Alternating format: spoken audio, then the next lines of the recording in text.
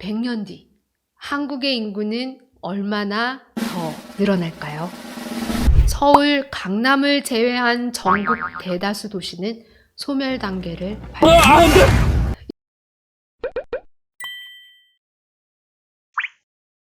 덮어놓고 낳다 보면 거짓골을 못 면한다. 하나씩만 낳아도 삼천리는 초 만원.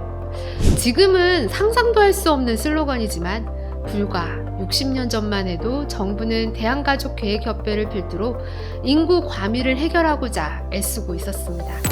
그러나 시대는 흐르고 상황은 변했는데요. 2000년대 중반 이후 저출생이 사회적 문제로 떠오르기 시작하자 정부는 대한가족계획협회를 인구보건복지협회로 이름도 바꾸고 혼자 하면 힘든 육아, 함께하면 든든 육아 등의 슬로건을 내걸었습니다. 급기야 최근 몇 년 사이에는 인구 자연 감소, 인구 절벽이라는 이야기까지 나오는데요. 인구 문제는 이제 더는 미룰 수 없는 주제가 되었기에 오늘은 인구 문제에 대해서 알아보고자 합니다. 일제강점기 조선총독부가 작성한 통계연보에 따르면 1917년 국내 총 인구수는 약 1700만 명으로 추산됩니다. 그리고 정확히 100년 후인 2017년 대한민국 인구는 5100만 명으로 한 세기 만에 3배가량 폭발적으로 성장하였습니다. 그럼 100년 뒤 한국의 인구는 얼마나 더 늘어날까요? 그 미래 추정치는 끔찍합니다.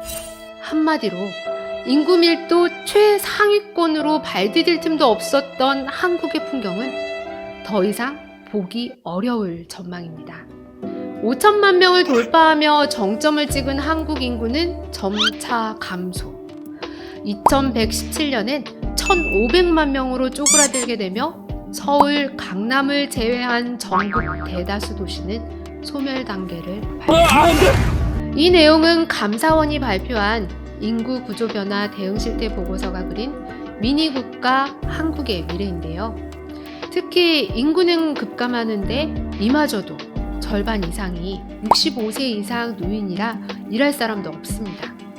구체적으로 살펴보면 최근 저출산 추세를 반영해 인구 변화를 전망한 결과 2017년 기준 5,100만 명인 한국의 총 인구는 2067년 3,700만 명으로 감소하고 2117년엔 1,500만 명으로 70%가량 줄어들 것으로 관측됩니다. 지금 970만 명인 서울 인구마저 100년 뒤 27% 수준인 260만 명으로 급감하고 지방은 도시 규모를 가리지 않고 소멸 위기에 처하게 됩니다. 전국 65세 이상 고령 인구는 2017년 700만 명에서 2117년에는 790만 명으로 전체 인구의 절반을 넘어서게 되며 그것도 85세 이상 초고령 인구는 100년 후 300만 명으로 전체 인구 5명 중 1명꼴이 되는데요.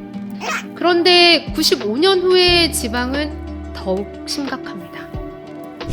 통상 인구 100만을 상회하는 광역시들은 전부 몰락합니다. 서울과 경기를 제외하면 100년 후 인구 100만을 넘는 시도는 한 곳도 없습니다. 부산 인구는 73만 명으로 감소하고 대구도 54만 명으로 쪼그라들며 광주와 대전도 각각 35만 명 그리고 41만 명의 중소도시가 됩니다. 아마도 이때가 되면 한 가구 2주택 내지 3주택은 기본으로 생활하게 될 것이고 모든 산업이나 경제체제도 다 변할 것입니다. 경제적인 면에서 우리가 인구 감소를 절감하는 데는 앞으로 10년이 남지 않았습니다.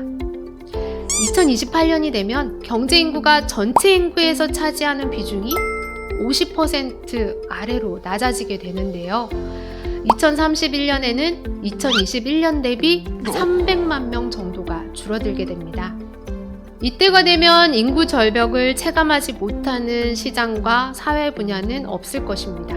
그리고 2050년께부터 우리나라 경제활동의 주축인 25세부터 59세 인구는 2,500만 아래로 내려가게 됩니다. 이처럼 인구 감소가 심각한 지금 우리들이 주목해야 할 책이 한 권 있습니다. 그 책은 2016년 첫 저서 정해진 미래로 인구학적 관점을 대중화하는 데 기여했다고 평가받는 조영태 서울대학교 보건대학원 교수가 쓴 인구 미래 공존이라는 책인데요. 저자는 미래 인구를 추계한 뒤 이에 대응하는 전략으로 공존을 이야기합니다. 공존이란 서로 다른 인구 집단이 자원을 활용해야 하는 시기를 달리해서 서로의 생존 가능성을 극대화하는 것입니다. 저자가 내세우는 대표적인 공존 전략은 정년 연장입니다. 2027년부터 정년이 65세로 연장된다고 가정하면 2027년 61세가 되는 사람들은 1966년생인데요. 그리고 이들이 65세가 되는 때는 2031년입니다.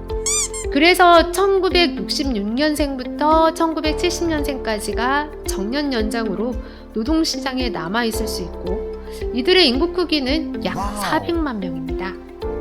이는 앞에서 말한 25세부터 59세 인구 감소 300만 명을 상쇄할 수 있는 규모가 되는 것입니다. 그리고 이 저자는 결론적으로 내국인을 대상으로 노동시장의 구조를 바꾸어 인구 절벽의 시작 시점을 2040년 뒤로 미루고 그 사이에 외국인의 이주 혹은 또 다른 대안을 준비하는 것이 현실적인 공존 전략이라고 말하고 있습니다. 대한민국이 다문화 사회가 되는 것은 현재로서는 바꿀 수 없는 정해진 미래입니다. 단기나 중기적 관점에서 노동이민은 경제적, 인구학적 변동에 기인한 노동력 부족 시점에 추가 노동력을 제공합니다. 이주 노동자는 내국인 노동자를 구할 수 없거나 이들이 기피하는 일자리를 채워주는 특수 유형의 노동력이 되는 것입니다. 따라서 이민은 투자와 경제 성장을 촉진하면서 노동시장의 유연성을 유지하게 해주며 현재 또는 미래의 노동시장 수요를 충족시키는 데 긍정적으로 기여할 수 있을 것입니다.